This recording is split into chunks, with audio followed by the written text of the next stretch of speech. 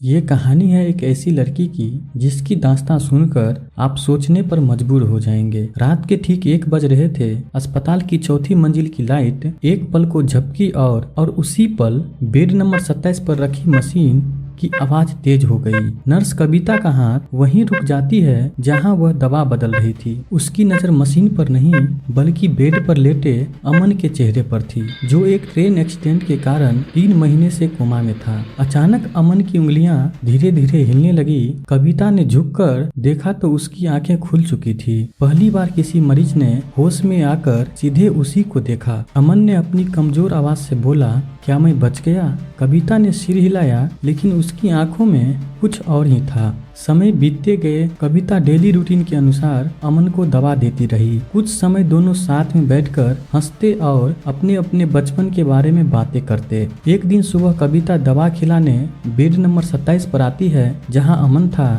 तभी वो देखती है अमन को बेड पर सीधा बैठा हुआ। खुशी से दोनों गले लगते हैं। फिर दोनों अपने अपने परिवार की बातें करने लगते हैं। अमन ने बोला, कविता तुम कहाँ की रहने वाली हो? कविता ना चाहते हुए भी अपनी दास्तां बताती है। इस दुनिया में मेरा कोई भी नहीं है। कोरोना वायरस से मेरी माता पिता की मौत हो गई थी। मुझे एक एनजीओ ने पाला और पढ़ाया लिखाया। तभी कविता रोने लगती है, लेकिन अमन ने उसे चुप कराते हुए बोला, कोई बात नहीं, मैं हूँ ना। धीरे धीरे कविता को कैसे न कैसे अमन से प्यार हो जाता है। दोनों को महसूस भी नहीं हुआ।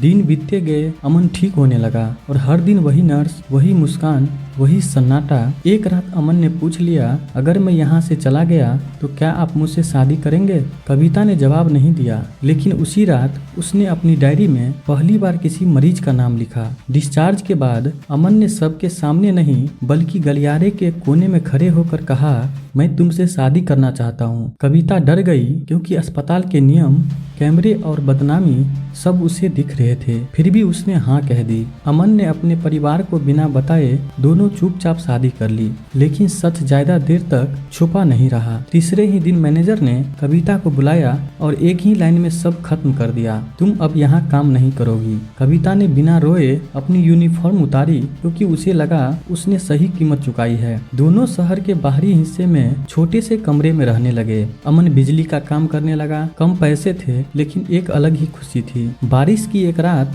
कविता ने कहा, अब सब ठीक हो जाएगा ना? अमन ने कहा, अब कुछ बुरा नहीं होगा, लेकिन आगे होने को कौन टाल सकता था। अगले ही हफ्ते वही बारिश, वही तार, वही खंबा और एक तेज चिंगारी। अमन काम से वापस नहीं आया। रात के 9 बज चुके थे। किसी ने दरवाजा खटखटाया। सामने पुलिस थी और एक ठंडा सा शब्द, शॉर्ट सर्किट, मौके पर मौत। कविता की आवाज जैसे वहीं रुक सी गई। वह जोर जोर से रोने लगी। एक पल में मानो सब कुछ खत्म हो गया हो, पूरी दुनिया ही उजड़ गई। वो इस दुख से निकली भी नहीं थी कि ससुराल वाले उसे अपने साथ ले गए। कुछ दिनों तक तो पहले सहानुभूति दी, फिर धीरे धीरे उनके शब्द बदलने लगे। अगर तू नौकरी नहीं छोड़ती तो हमारा बेटा आज जिंदा रहता। तू मनहूस है। हर दिन एक ताना, हर रात एक आंसू। कविता चुप रही क्योंकि उसने बचपन से ही दुख दर्द सुना था। एक रात उसकी सास ने साफ साफ कह दिया, तुम मर क्यों नहीं जाती? बोझ बन गई हो हमारे ऊपर। उस रात कविता अपने कमरे में बंद हो गई। आईने में खुद को देखा, वही लड़की जो कभी अस्पताल के गलियारों में जिंदगियां बचाती थी। सुबह जब देर तक दरवाजा नहीं खुला तो घर में अजीब सन्नाटा फैल गया, और जब दरवाजा खोला गया तो कविता की कहानी वहीं रुक चुकी थी। बिना शोर, बिना चिक, बस खामोशी। कुछ दिनों बाद उसी अस्पताल में लोग कहने लगे कि रात 1 बजे मशीन अपने आप ठीक हो जाती है, मरीज बच जाते हैं और बेड नंबर 27 के पास कोई साया रुकता है। सीसीटीवी में भी कुछ नहीं दिखता, लेकिन कई मरीज एक ही बात कहते,